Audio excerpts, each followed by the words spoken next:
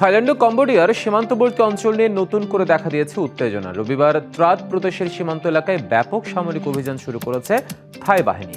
পরিস্থিতি নিয়ন্ত্রণে ওই অঞ্চলে কারফিউ জারি করা হয়েছে। এদিকে থাই সেনাবাহিনীর দাবি, কম্বোডিয়ার একটি সীমান্ত এলাকা দখলে নিয়েছে তারা। তবে এ বিষয়ে এখন আনুষ্ঠানিক কোনো প্রতিক্রিয়া জানায়নি কম্বোডিয়ার রাজধানী নমপেন।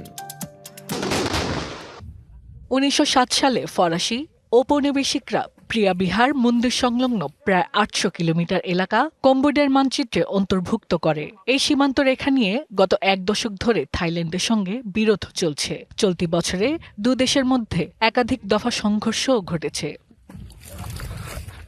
রবিবার রাতেও থাইল্যান্ডের উপকূলীয় সীমান্তবর্তী ট্রাত প্রদেশ ও কম্বোডিয়ার কোহকং এলাকায় চলে পাল্টাপাল্টি বোমা ও গুলিবর্ষণ। এরপরই ভোরে ট্রাত প্রদেশে বড় আকারের অভিযান শুরু করে থাই সেনারা। জানায়, নিজেদের ভূখণ্ড পুনরায় ফিরে পেতে চলমান রয়েছে সেনা, নৌ ও বিমান বাহিনীর যৌথ অভিযান। জারি করা হয়েছে কারফিউ।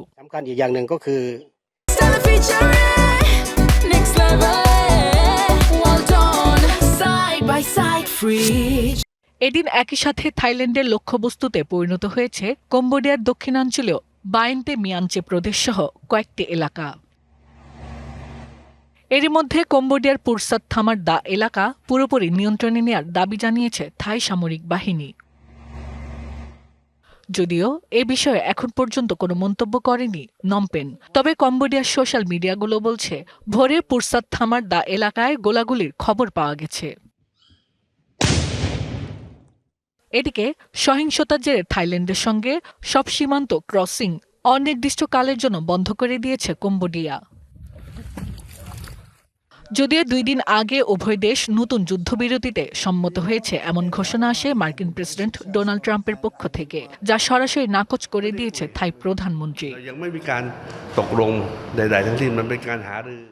চলমান এই সংঘাতে সবচেয়ে বেশি দুর্ভোগে পড়েছেন সীমান্তবর্তী সাধারণ মানুষ।